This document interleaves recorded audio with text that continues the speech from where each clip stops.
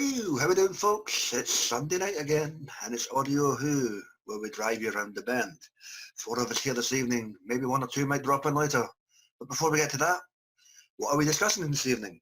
It is the first story in the new Further Adventures of the Lucie Miller box set range, set in between season 1 and 2 of the 8th Doctor Adventures.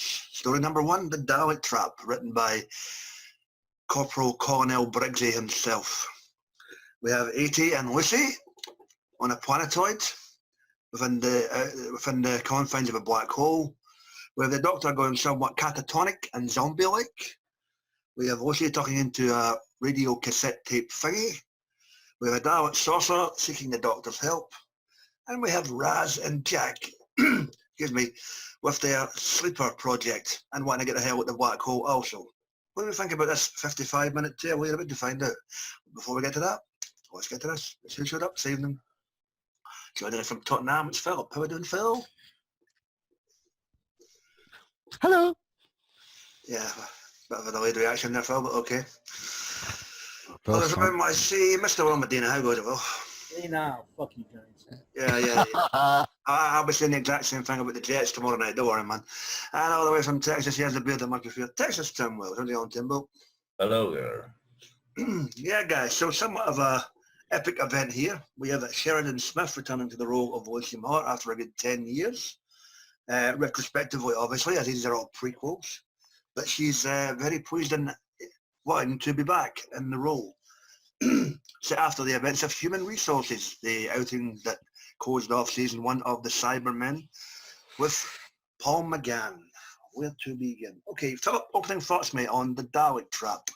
Paul McGann and Sheridan Smith. Well, first things first, as you just said, it's to welcome back Sheridan Smith for playing Lucie Miller again. It's been a long time, and I'm glad that she's back. The story itself, it's nice that they sort of like start off where they're both having fun, really, zipping around the universe, going here, there, and everywhere, and causing mayhem where they go, and that's kind of fun. Strawberry snot, yes. Yeah, there you go. So that's kind of cool. This particular story, yes, I'm kind of confused as to why the Doctor would, in the first place, if the Daleks are right, create that black hole in the first place when he drops whatever off. Didn't he? No, it was a dark matter in the dark cradle. Yeah, The black hole. but the Daleks are saying that was his fault in the first place. No, they assumed it was his fault. Okay, then that's my bad. Yeah. So yeah, so that's happening. He goes all deaf and dumb and God knows what, Tommy on me, basically. He goes all Tommy. Was a Spider's reference, Phil? No, I'm talking about Tommy at the Who movie, Tommy. Rock okay. opera. Yeah. Deaf, dumb and blind kid, basically. Okay. And but you know what, Sheridan Smith, it's good to hear it in this. The two blokes trapped in the black hole. I'm with a check. Jix and what? Raz. Jix and Raz. They got on my nerves. And the one with the accent, they got on my nerves the worst. I can't hear. Every time he spoke, I just wanted to fucking rip my ears off. It's quite funny. When I heard them, they somewhat reminded me of auntie and uncle for the Doctor's wife. You know? Except obviously that they die, but yeah, you know. But then the fact that the Doctor, it's like the Daleks are asking for the Doctor's help to get them out of there. And do you know what that kind of reminds me of as well? That whole scenario, oh God, what's it called? Where Romana blasts them. She says, you know when Romana sort of like is going to blow them up or something? What story was that? Time of the Daleks. Uh-oh, speaking of blowed up. Oh, Continue. sorry Tim, I didn't mean to. But yeah, Time of the Daleks. Where Romana goes, you are the enemy, we're going to blow you up. When she's, what's the name that they call her? I cannot remember. I've been drinking all weekend, Phil. You know when they do Neverland and they do all the past, she becomes the Imperiatrix. That one. Yeah. Okay. Fair enough. That's not a bad analogy. But overall, it's a good story and it's quite fun in places as well. Okay. Good stuff. In the absence of Tim, hopefully I'll be right back. Will, what's your opening thoughts on this tale? Well, I didn't know until you announced it that it had been 10 years since Sheridan Smith did, was the Doctor. 2008, like last year she did a short trip. Besides that, yeah, okay. But I was shocked, 10 years. But I'm glad that she came back, and I look forward to hearing more stories with her. I consider one of the favorite Doctor companions. but the weird thing is, I have to agree with Phil because in the beginning of the story, the Daleks notice that the TARDIS is there, and then when they scan it, it says it's a Type 40. But I know there's a doctor. So and the doctor launched something at the sun that destroys it and causes the black hole. But That's what I'm saying. Yeah. yeah. But what's the weird? This is the weird thing. So he never mentioned in this story that he did it. So since this story in a way ended it had an ending, but something else is coming out of you could say a darkness like that from the black hole. It could be that it's a timey-wimey thing that goes into the other stories that he did that. It could be a whole in this set. I don't know. I've not heard it all the way through. So Yeah. That's the thing. But I got to get because even though it's like Dr. Avenger, it's more like a Dr. Light episode because he doesn't say that much because most of the stories with Lucie Miller, which is to me is great to hear her, man. Can I just quickly say, I will say it kind of tripped me up. I thought we were going to get a proper Paul McGann and Shona Smith adventures like we used to have before, and it was kind of like almost companion chronicle type-ish. it's the first story, Phil. It's because she's writing into the dictaphone. Yeah, that's true. So there's a lot of exposition, you know. But the funny thing is that, even though she's on a tape recorder, that's what she did in her last story, Lucie Miller, Coming to the Deck. It's with her. We see her with that tape recorder. And of course, like, at least more than one time, she mentioned to the doctor, "You be the death of me."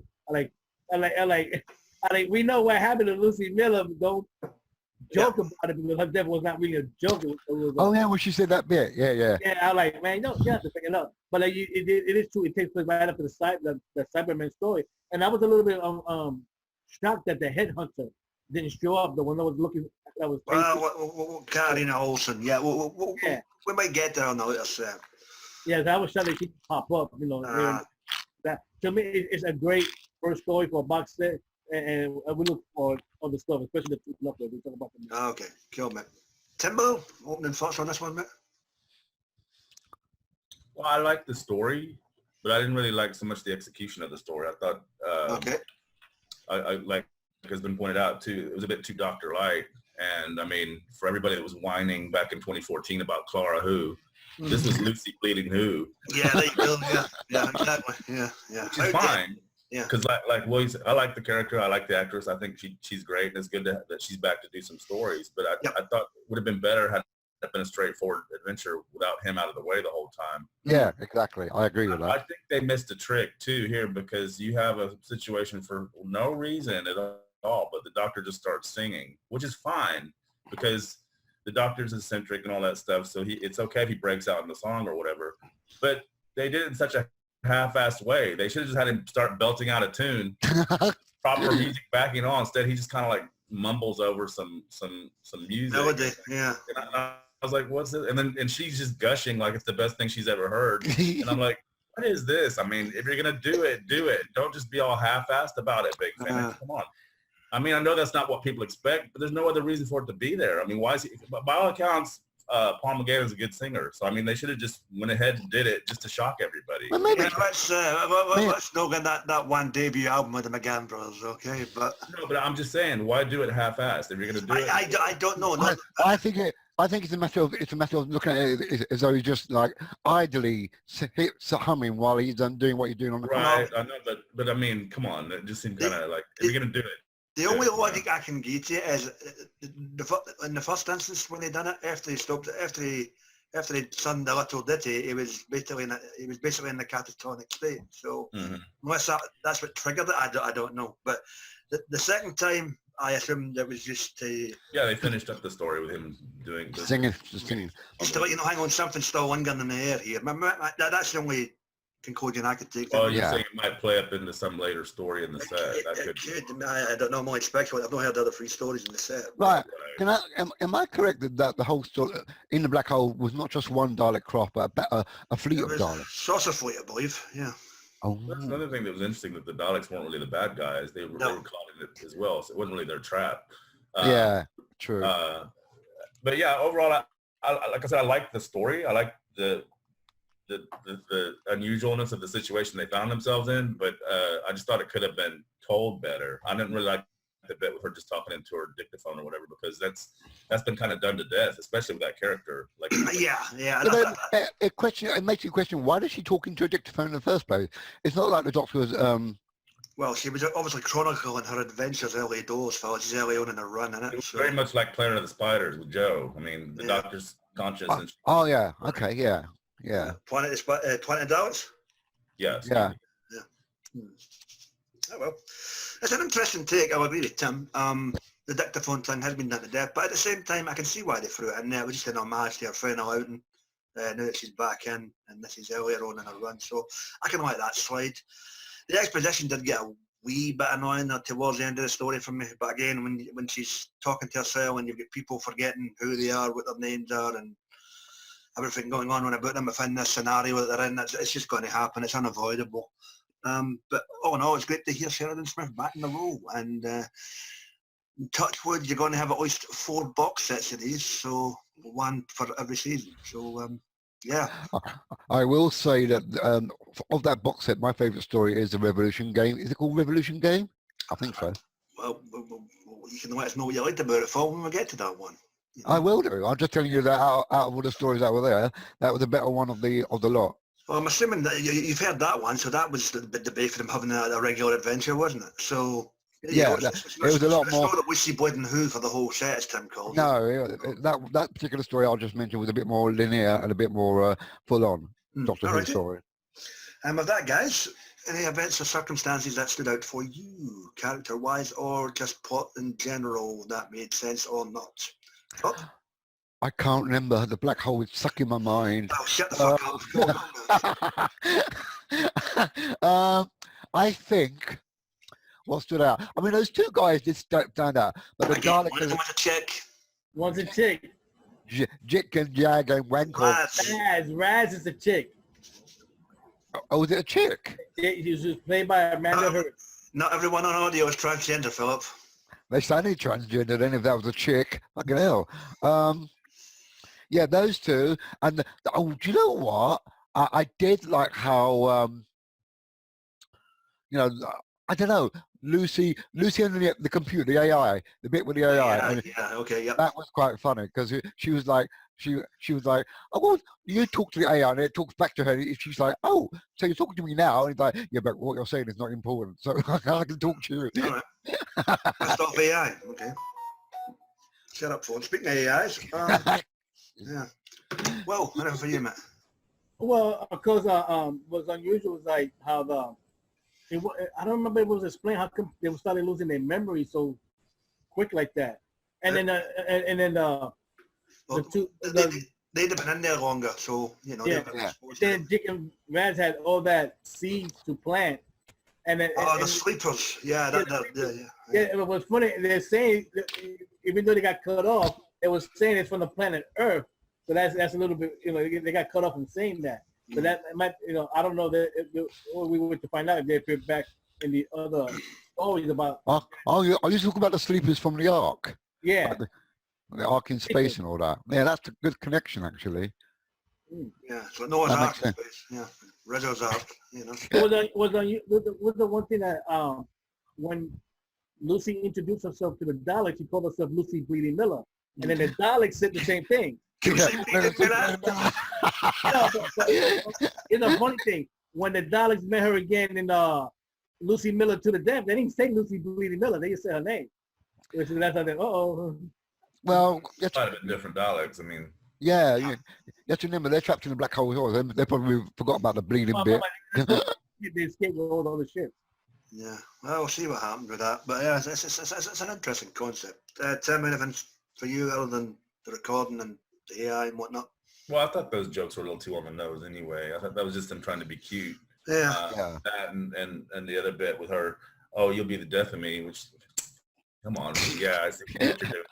But, again, yeah, just foreshadowing and homaging as you were, but there you go, you know. No, but I do have to say, though, it is really good that she came back to do these, Sheridan Smith. She's very good, and it's almost like putting on a whole pair of shoes or whatever. She slips right into it. Yeah.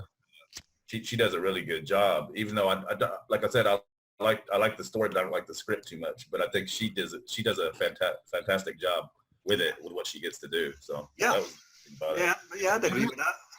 you know what I like about this particular version of Paul McGann's Doctor? He's happy and he's not grumpy and he's not so serious like he is in later stories with all the other companions that Speaking he's of with. earlier, Phil. That's what I mean. I like that version of Paul McGann. I don't like the later version. He's too dark and dingy and horrible. Oh, he's about to become John Hart. Of course he's dark and dingy and horrible. You got to remember what happened to the death in that storyline. That's why he changed. Yeah, he did actually. That's a good point. He did change from that point on. I'm not, man. All right. My Lucy. Yeah, okay, behave yourself. But, but as I say, it's interesting. We'll see if what we get further down the line with these sets. I wonder if we'll get Philip's favourite monk back. Oh, Graham got. You know, I yearn for that man to come back and play the monk, man. So he can get shouted and tell him to go to his room again, Phil. Yeah. No, but it was a pussy. Yeah. What that new one's called? Rudolph or whatever. Rudolph? Not Rudolph. What's the newest monk? Rufus Hound, you dumbass. Oh, Rufus. Yeah. Here, he gets on my fucking nerve. I know Christmas is coming, but you don't have to insult the reindeer. What the hell? Rudolph Hound. You know what the weird thing is? They did this box set with a companion who we know was killed off. I mean, that means they could do another box set with either with Sixth Doctor with Charlie again, or maybe more Eighth Doctor with Charlie. Even though Phil don't like her, but you know. Can we not talk about Charlie, please? Behave yourself. Have a piece of cake. It's always worked that way. You can always put in stories in between. That's what they've always done. Well, the way it's working, they're slowly erasing out the main range and just got the box sets per Doctor without say anyway. I mean, you could call them Baker and Perry next year, so for the next 3-4 years, it'll probably just be whatever Doctor Adventures, insert number or word in the case of John Hart here. So, yeah. And with that, guys, sorry, Tim. That should be easier for the consumer because that way you'll just have a box each month rather than. You'll have 8 stories a year, twice a year, basically 4 stories twice a year. So, you know. 4 stories twice a year, so that's 8 stories. Well, the day with Tom Baker right now, Phil. And Tim again. Yeah, that's fair enough. Yeah. And with that, guys, open, Philip, you're confusing me, hang on. Yeah, open mic post with the cast. Anything else you want to bring up before we get to rated Zippo and Indy Ken for the evening? Well, knowing to have the story with the black hole and the Dauntless was only the first part, and that means it's going to go into the other parts, and we're going to go back and forth, listen to it and review it. But I would like to know if, even though I don't know how the Q&A was when at the ending of the audio, they did, well, you just said it yourself, Glenn, there's going to be more boxes with them in it. Well, when it says volume 1, you've got to assume there's going to be more unless somebody snuffs it. Yeah, but I was noticing that when I was looking for the order thing, I didn't see this volume 2 in order for it yet. No, yet, no. It'll depend on the schedule, you know. Isn't it their plan to do a set in between each series or no? Probably. I'm assuming that, well, that's really all they can do, you know. Yeah, they can. I think they can. It depends where they can slot it. Where can they slot the next one in? Well, remember that. Death in Blackpool. They can slot somewhere. Oh, is it? Okay, well. But you got to remember, Phil, that next month, his last box set of Ravenous comes out. Thank fuck, yeah. Yeah, so that means in a way, that means you could do another Lucie Miller and give them time what they're going to do after Ravenous. Of course, next month's box set is Master Who. So yeah. Master Who. Yeah, and Missy too. So yeah. Oh God. So we'll see what happens there, and I'll be interested to see where they go for here and what other stories they can fit in with Lucie. Obviously. I still wish they go back and do Paul McGann's 8th Doctor with his early companions before even You mean Gemma? Gemma and Sanson. Yeah, I want to hear some of theirs. Well, you got Mary Shelley, so you might get them. Yeah, but do you know what? They do overlap a bit, don't they? Yeah, you're right. They're the ones that get left behind during the whole Silver Tuck box. Yeah. They get dropped off somewhere, so, you know. One got bumped off, so. Yeah, she did. Gemma. And then of course, you had the piss take of them in the Beast of Orlok with the evil fucking twins. So, yeah. Anyway. So that way, I get a complete idea of the 8th Doctor. Then I feel naked without those two being involved. Go read the books. Yeah, They're not in the books though. That's the point. No, I'm just No, saying, Sam was a his lot of companion in the books. Oh, Sam. Oh, I remember hers. Oh, that lesbian. Honestly. Oh. Yes, the public broadcaster brought to you by a gay man from Tottenham. Sam Jones and Fritz Kreiner. Yeah. Yeah, she wants to be Fritz referred to as they and he, she, yeah, whatever. Yeah. Anyway, fuck you, Sam Smith. Anyway, Don't call me she, call me a day. yeah. Well, identify as a cactus, just a little prick. Anyway. Okay, we're going off pitch here. Okay, well, let's go back. Anyway, the Dalek Trap. The further adventures of Lucie Miller.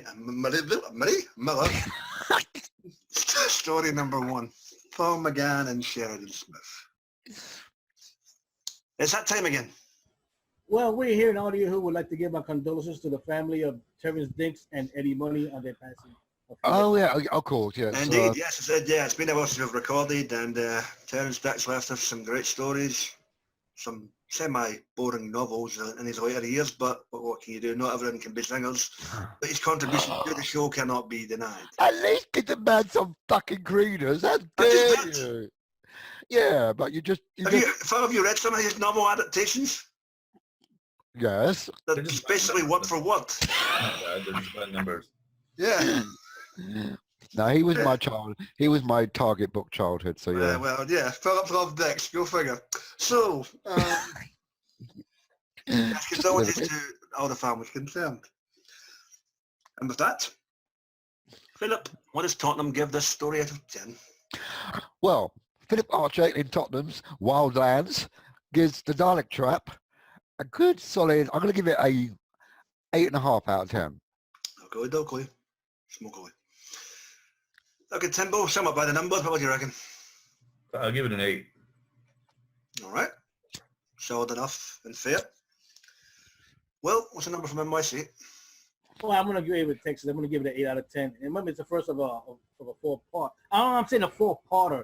It's part of a box set that it's going to lead into something else. So I can't wait to Yeah, I mean, I've not heard the set. I don't know if it's a wish Fred or no, or if it's just 4. They're all they're not interconnected. None of them. Ah, fuck. Well, there you go. So you mean the darkness that's in the first story doesn't appear back again? No. They're all separate stories on their own. Unless that means the next box set. Yeah, they'll save it for a later time. Possibly. Yeah. That or Bridges a complete arse, just like Moffat, JNT, and Chibnall and all the rest of them, you know. So there. And RTD. Anyway, so I will concur, and I will give it the third 8 out of 10 for the evening. Not a bad outing. Good to have Sheridan Smith back. Just, you know, could have been better when it came to the execution, as Tim alluded to. Which is agreeable. Yes. And with that, guys, done, dusted, and finito, and in the can. Join us in 2 weeks' time when the Doctor is on vacation. We're going to down with one of his archaeologist friends. No, not the one who's his wife. The other one who likes to drink a lot and get laid. It's Benny Summerfield, isn't it, Phil? And with Benny, we're going to sample the Summer of Love. Yes. Long before John Lennon made it fashionable, there was Benny Summerfield. So we look forward to checking that out and hopefully not getting lost in the bushes. Oh my God. I digress. Please check out our buddies in the wonderful work of the world of the YouTube group, the guys and dolls that you assemble for TV, audio heads and movie reviews. You've got Dr. Freedom Reviews broadcasts and his Omega files. You've got our buddies online, Mike Shannon, Sammy Cattler, Johnny Boys, whenever they're online. Like, share, comment, subscribe, thumb up, thumbs down, not that anybody ever does. We're getting the hell on it here. It's time to go watch Preacher because I'm 1 episode behind. So the end is nigh for Cassie and Cassidy and Tula. So we'll see how that wraps up. Be excellent to yourself, folks, and each other, and we shall see you in 2 weeks' time. Fuckity bye. Fuckity bye. Oh, somebody's been eating the nut pills.